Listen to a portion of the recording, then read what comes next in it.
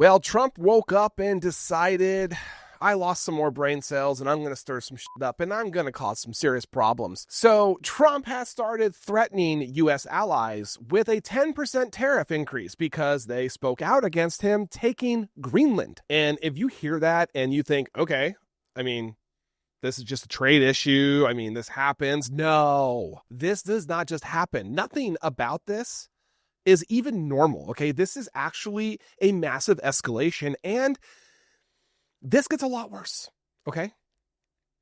And I'm serious. Trump has warned that tariffs up to 10% could be imposed on multiple countries, including NATO allies, as early as February 1st. And this isn't random. Those countries push back on his rhetoric about taking control of Greenland. In response, Trump threatened, economic punishment. At first, that might, still sound like normal politics, but it's not. This is not about tariffs, okay?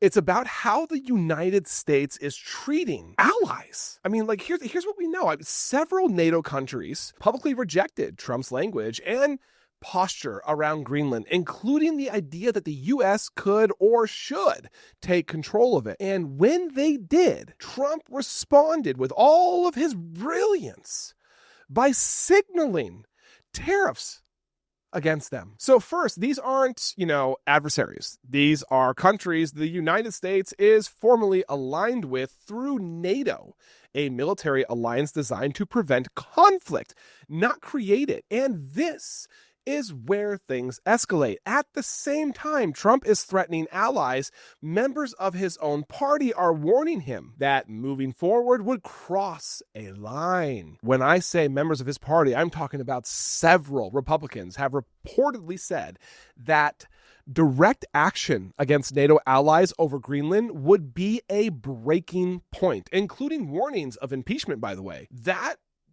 basically would be on the table. And it would pass, they're saying. It's insane. So that alone should tell you how serious this is, because impeachment warnings do not, come out over routine policy disagreements. They come out when lawmakers believe something, threatens the foundation of U.S. foreign policy. So now people, would usually, stop there and say, some people think this is just tough talk, maybe. He won't actually do it. Well, I'm going to say right now, that is not wise thinking, because look at what he has already done. And the damage this causes does not require direct action, okay? Threats alone change relationships.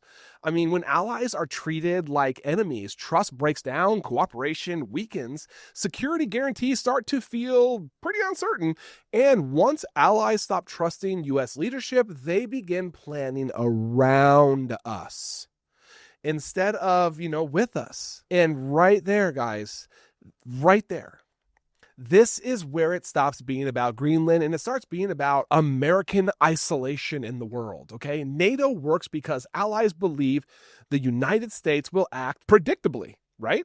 Lawfully, and in good faith when the U.S. starts, threatening tariffs over political disagreements. I mean, treating dissent as defiance and punishing allies economically, that, predictability basically has just disappeared completely. And unpredictability is dangerous in a military alliance. So this also creates a ripple effect, okay? And if allies believe support depends on loyalty, disagreement comes with punishment, and alliances are conditional, they start hedging.